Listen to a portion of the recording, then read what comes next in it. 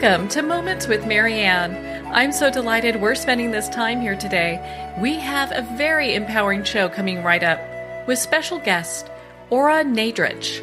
And she's here today to share with us her new book, Live True, a mindfulness guide to authenticity.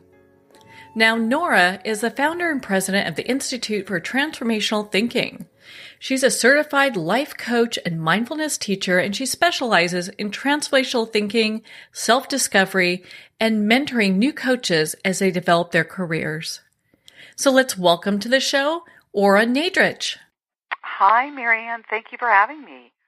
Oh, what a pleasure it is to spend this time with you again. And my goodness, I love this book. I mean, As soon as I picked it up and started reading it, I could not put it down. And I know you're supposed to do the meditations, but I just kept reading. Listen, that works for me too. You know, it's like I love to be swept up in a book. I love to just sort of go with the flow of how a book is directing me. And the good news about the meditations is that they're there after every chapter. And it's not intended for the reader to just stop and go, okay, let me do this meditation right now. It's that you have those meditations at the end of each chapter, which really encapsulates what the essence of that chapter was, so that you can then take that and integrate that into a meditation whenever you feel like it. Well, and what's interesting as I'm going back through the book again, I'm picking up different things. And when you have books that are written as well as your book is, that is something that I find happens quite often. We'll read it once and we go back and reread it, and it's like, wow, that's really sticking out. Mm-hmm. You know, this is really something that is relative to what's going on in my life at this point, or a quote that's really standing out in my mind. I mean, there's so much there. Thank you. Yeah, I feel that way. I mean, I feel that way even about a book that I've written, because you pour so much into your books, and that's why we as readers of other people's books, I can feel the same thing as I've done, is that they poured all this stuff that has inspired them and calls to them, and that you really want your reader to get that. And so that you go in there and you find yourself pulling from things that really resonate for you, or, you know, maybe at that moment in time it resonates even more because of what you're going through. So that's the beauty of what is in a book, is that I think it's very evergreen, and that you do find more and more as you pick it up again that quote, that pearl, that meditation, you know, that idea is so rich in meaning, you know, for us. And again, it's heightened by what we really resonate to in the moment. Yeah.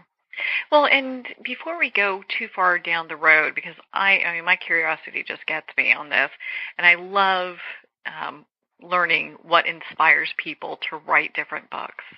So what inspired you to write this book?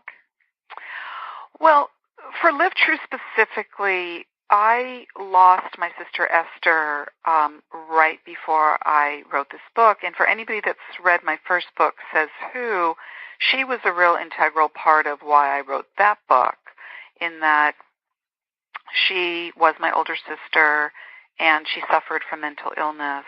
And, you know, I was really devastated, both by her illness and then by her passing. And when she passed, this book really came to me. I almost feel like her spirit guided me in writing it. And it really highlights the preciousness of life. You know, for anyone who's lost a loved one, it puts everything into perspective. And for me, because I had such a special relationship with her, when she passed, it just made me feel like this is it. You know, this is it. These are the moments of our lives, and they matter. And we waste so much time, sometimes not even knowing that we are. And as a mindfulness teacher, it really, for me, was a beautiful coupling of being able to take a book, again, that was inspired by her passing, and focus on how to be present in our lives, how to value the moments of our lives, and how to bring the best of who we are to each and every moment that we're living. And that's really what the essence of Live True is how to be present, how to be really mindful of being present in the moment as who we really are, as our most authentic self. And coupling those two, I felt, was really important. And that was the inspiration for it, in essence. Well, I'm so sorry about the loss of your sister, and I know when we lose somebody that has such an impact in our lives, just how devastating that can be. She must be, really proud of you for writing this book and kind of moving through, because we never really kind of move through loss, but getting to a point where you're kind of helping other people, in such a profound way.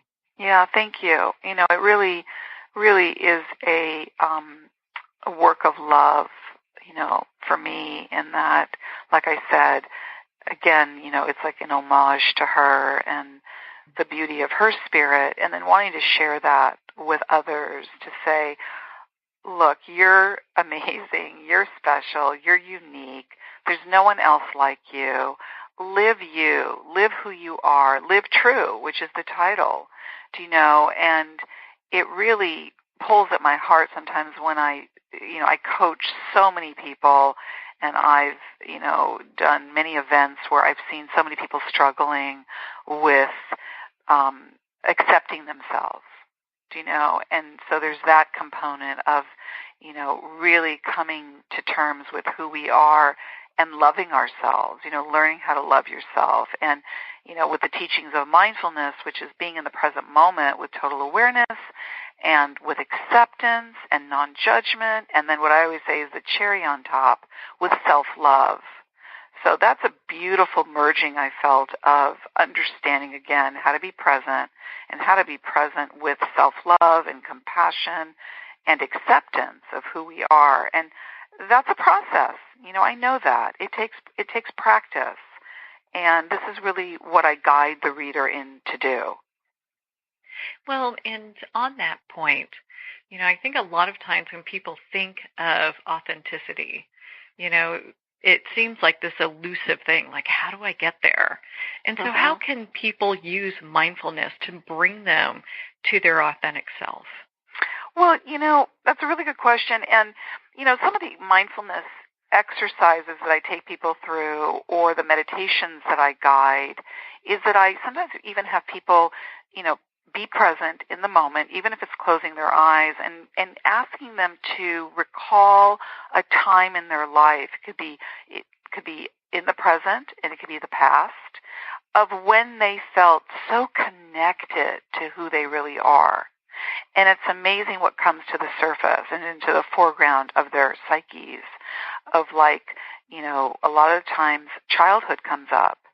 And I take people through a visualization, I take them through a meditation, and I say, can you remember laughing really heartily, or when you felt really seen, or when you felt really appreciated, or can you even give me an example of when you felt so good, so excited, so inspired of being you? And what comes up for people are very specific memories, moments, and they start to really feel inspired to share stories. And what that tells us is that sometimes we forget those moments. We forget the moments of when we felt really loved and accepted for who we are. And we have to sometimes recall those times to reconnect us to when we were being so authentic to our true nature, which can also be called Buddha nature. And that isn't a religious concept. It's just the essence of, Buddha saying, be true to who you are, that we all come into the world as these spirits. We come into the world as, Marianne and as Ora, and we are unique, special beings. And we lose sight of that. Life bombards us, and it bogs us down, and we have the inner critic, which I talk about a lot in Says Who, and we tell ourselves so many things about who we're not, and we don't allow more of supporting who we really are, and that is the inner dialogue of self-love and acceptance. So, these are reminders. And this, again, is a practice. Yeah. Well, it's interesting because when you talk about self-acceptance, that is a thing that most people have a really tough time with. There are a few people that, hey, they've got it mastered, not a problem. But most people have a story wrapped up about that.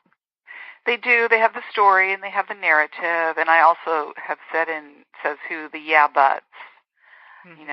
Yeah, but I'm not this. And yeah, but I'm not going to get that job. Or yeah, but I am really bad at relationships. And, where mindfulness comes into play with both books is to have a mindful awareness of the things that we tell ourselves and that how we're so quick to believe telling ourselves things about ourselves that are very undermining, very negative.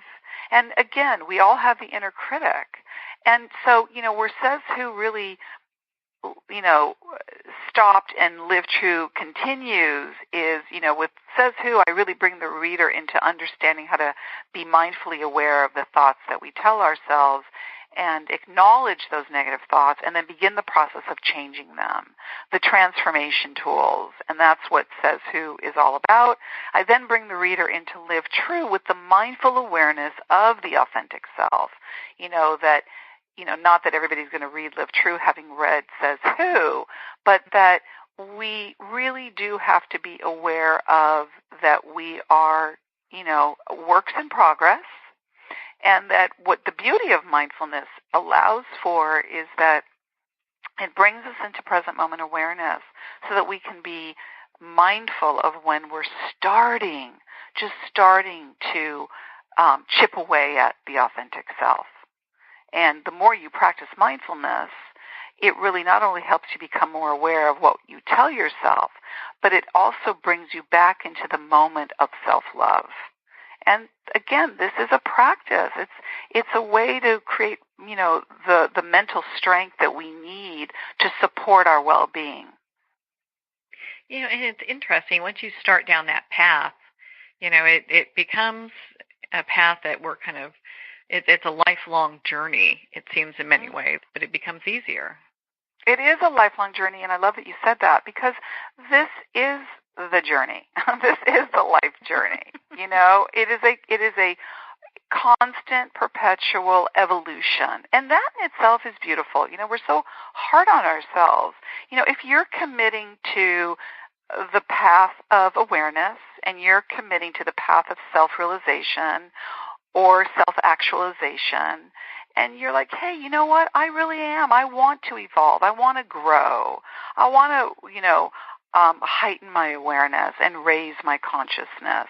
Then you know that this is a day in and day out commitment, and it's a practice, whatever your practice is, whether you're a meditator or you're not, it doesn't really matter.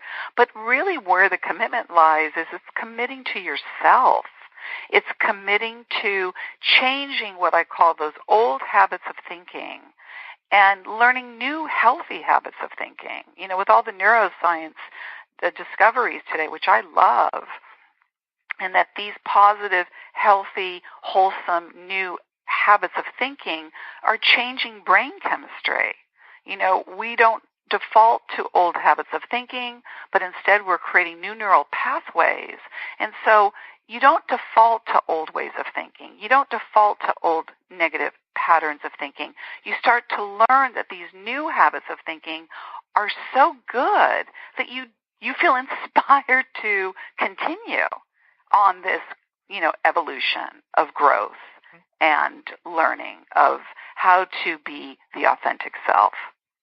Yeah, moving into that place. And, and it's, interesting you mentioned this, or, just a little bit ago about, how we're just kind of bombarded and people, in my opinion, in many ways are so disconnected.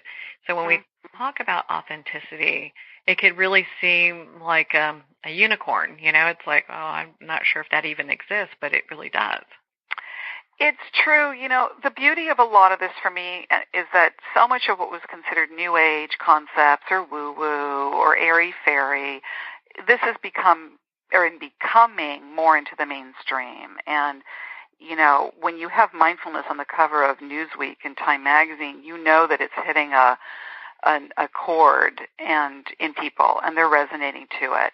I don't want people to feel that they can't be a part of this. I think that when you have ideas or concepts like mindfulness or meditation, there are many people that go, well, I don't even know if I know what that is, or I don't even know if I know how to do that. And this is something that everybody can do, and this is something that everybody can be a part of, and mindfulness is a quality that is inherent in all of us, which means we all have the ability to do it. We just need to tap into these riches, these attributes that we have. And for somebody who's really new to this and they go, well, okay, but what do I do? Tell me what to do. How do I do that?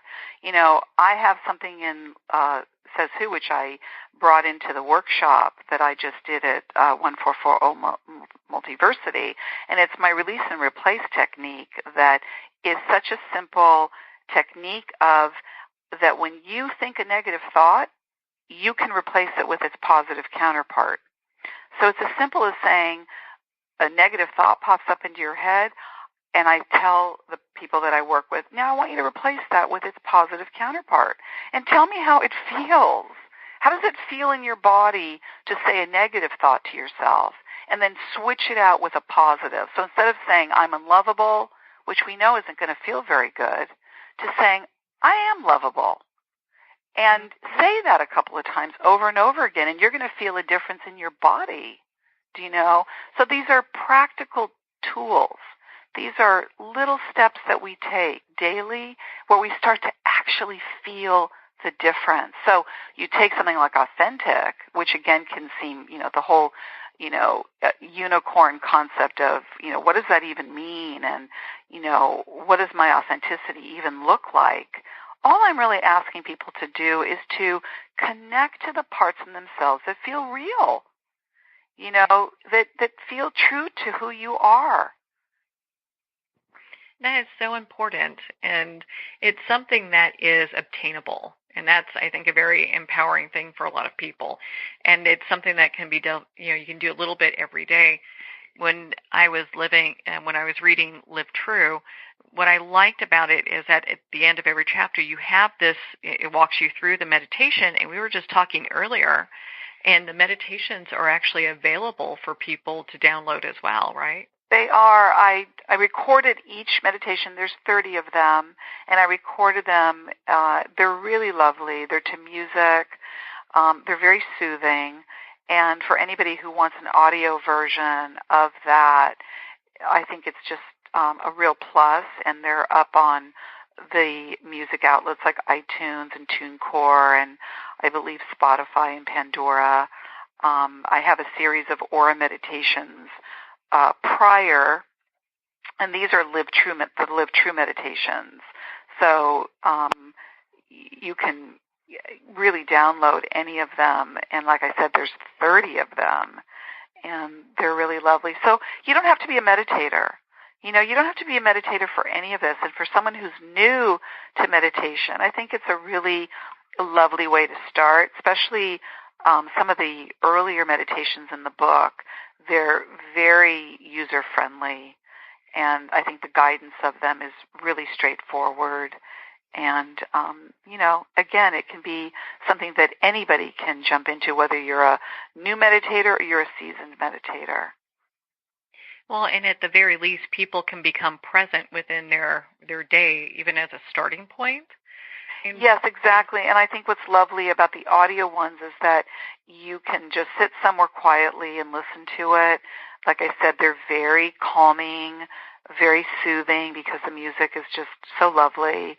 And even if you listen to one a day or listen to the same one or listen to whichever one resonates for you, there's quite a combination of meditations there. Yeah, different ones to choose from.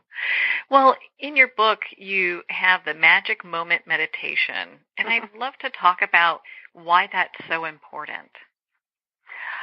The magic moment, the reason why I even called it that and what came up for me with that is that, as much as every moment doesn't feel magical, obviously, we have some very positive moments that happen in our lives. And obviously we have some difficult and painful moments. But I really wanted to drive the point home that we think that magic exists outside of ourselves. We wait for something magical to happen. We wait for something that's just going to lift us up and make us feel so good and so high and so exalted. And then when we don't have those moments, we feel, very underwhelmed by life. We feel sometimes like, you hear people say this. It's amazing to me that, excuse me, I've I think said it myself, if you've ever been to an event or there's an auction or someone's won something, how many people say, oh my God, I've never won anything. That never happens to me, or I never have those special moments, and the magic moment is that there's so many beautiful moments that can feel magical that we don't even see around us. For me, I watch a sunset. And, I'm just that person. I can watch sunset after sunset or sunrise, and it feels so magical to me. I'm like, oh, look at this moment. It's amazing.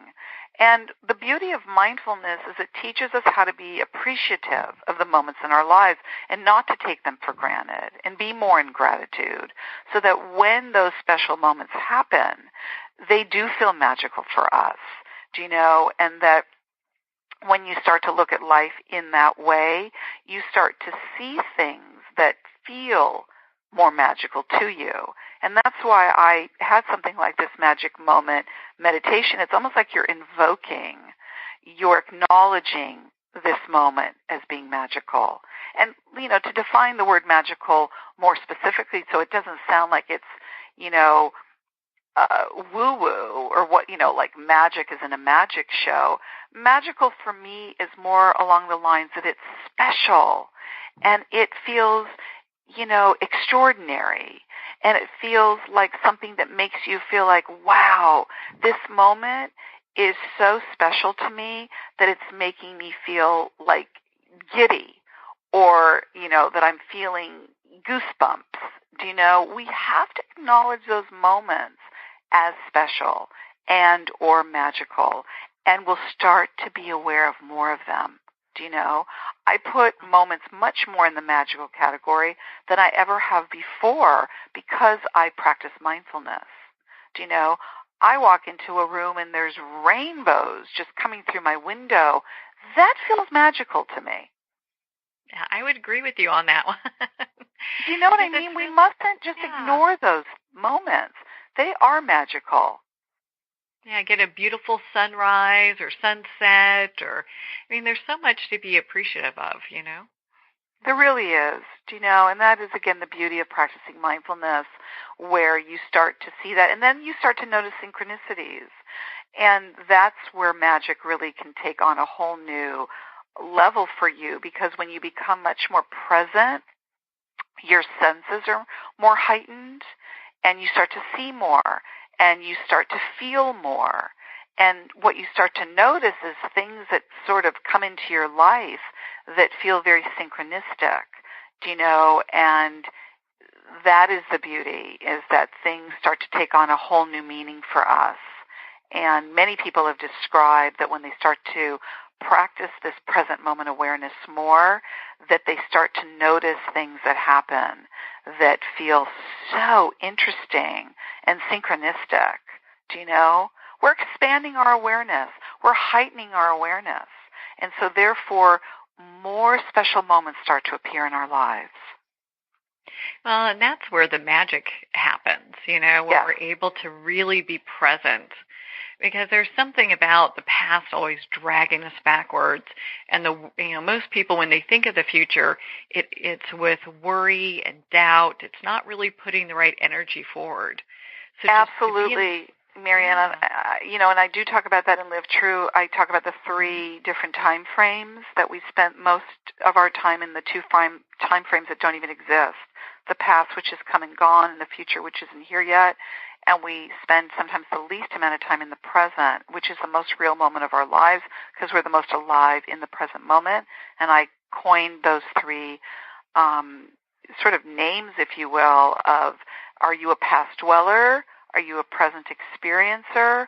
or are you a future chaser? And I've had so many people go, I love that. And you know what they say? I admit to myself that I tend to be more of a past dweller than I am a present experiencer.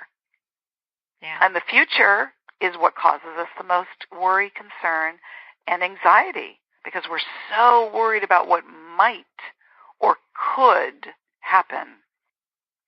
Mm-hmm. And it's interesting, and your book really does point it out really well, these three different categories, so people can recognize where they're at and make those adjustments. Absolutely, and I've been thrilled by how receptive people have been to it and the way in which they're admitting it to themselves. This isn't a criticism. This people really saying, wow, I am somebody who my mind drifts a lot to the past. Or I have people will say that don't go to the past. They'll be like, I'm constantly anxious about the future. I'm a worrier.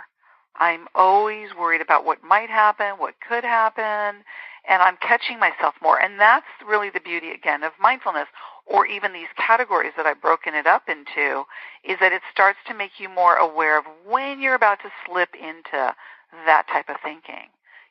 Are you worrying more about the future, or are you lamenting more about the past? And can you help bring yourself more into the present and be accepting of the present moment and just allow for it to be, which is, again, allowing for the experience. Mm-hmm. What is the number one reason you think people get stuck when it comes to mindfulness? When it comes to practicing it or being present, do you mean? Just practicing it. I think that, with these tools and these skill sets that I'm offering up in my books, I think that people don't really know what to do. Like, we have habits. We have habits of thinking and habits of behavior, and this is new. Again, it's a new concept to go, well, tell me what to do. How do I stay more present? Which I really guide the reader in both books, as I said. And I think for them, anything that's new, that they have to practice it. And so it's something that you have to bring yourself to the awareness of knowing when you're stepping out of the moment. And that's what I hear people say to me a lot. They will express to me, again, I have a hard time staying present. And I'll say to them, well, what is it about the present that you have a hard time being in? And they'll invariably will say, I tend to rehash or relive a lot of moments from my past. And, in your book, it's helped me understand that I can't change that. And then, or people will say, I tend to worry about the future. So what you don't want to do is just to have an intellectual concept of these ideas. You want to practice mindfulness. So a great way to do that, but to be specific, is that if you find your mind wandering into the past or into the future, catch it. And that's really the note to self that I bring up in the back of every chapter, is like, there I go again. I'm starting to worry about tomorrow or later or next week. Okay, let me bring my focus and awareness back to this moment. And by the way, this practicing of mindfulness, which is really the way in which meditation is practiced, that if you're not a meditator, or if you are, you know that in meditation what we're trying to do is quiet the mind and to stop the busyness in the mind, or what's called the monkey mind. And what helps us is when our mind starts to wander or become active with thinking, we simply bring our focus and awareness back to the breath. And what that does, it anchors us. It anchors us into the moment, and we then begin to just let those thoughts go.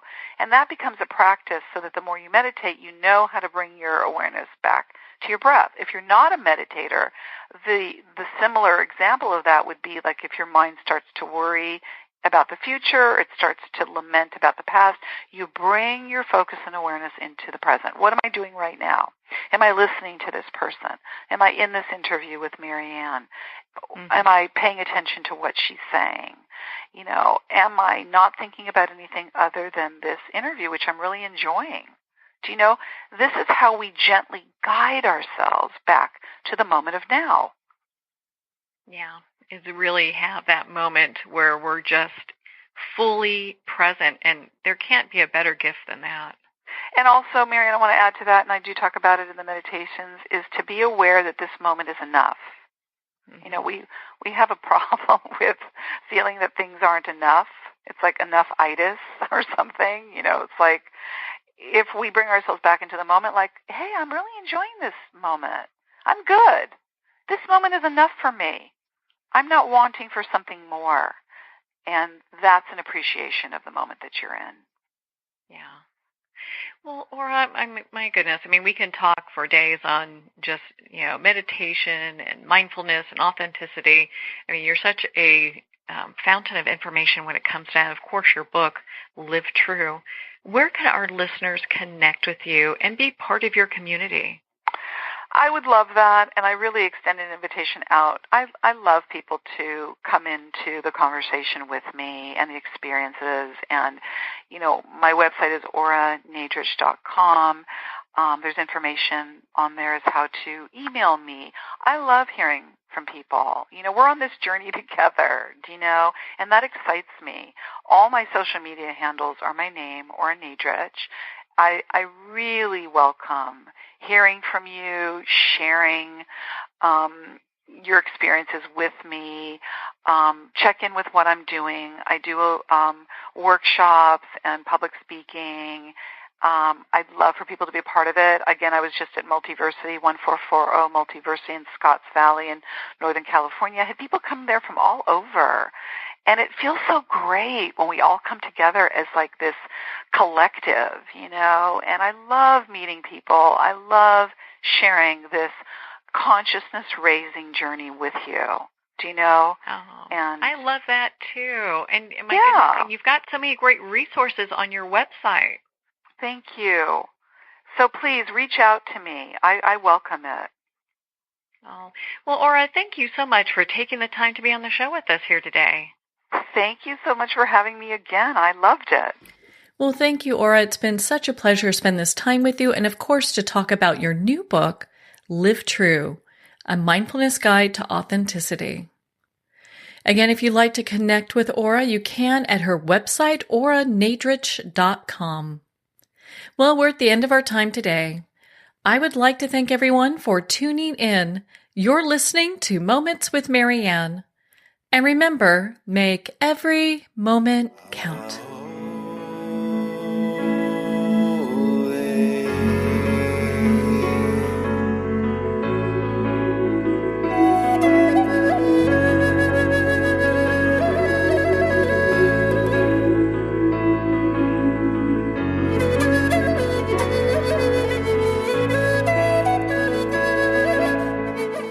In a single moment, your life can change. Moments with Marianne is a transformative hour that covers an endless array of topics with the best of the best. Her guests are leaders in their fields, ranging from inspirational authors, top industry leaders, and business and spiritual entrepreneurs. Each guest is gifted and a true visionary, a recognized leader in her own work, and while teaching others to develop, refocus, and grow, Marianne will bring the best guest and sometimes a special surprise. Don't miss this. You never know just which moment will change your life forever. Moments with Marianne airs every Sunday, Monday, Thursday, and Friday at 8 p.m. Eastern and 5 p.m. Pacific Time. Make sure to tune in and visit momentswithmarianne.com for more information.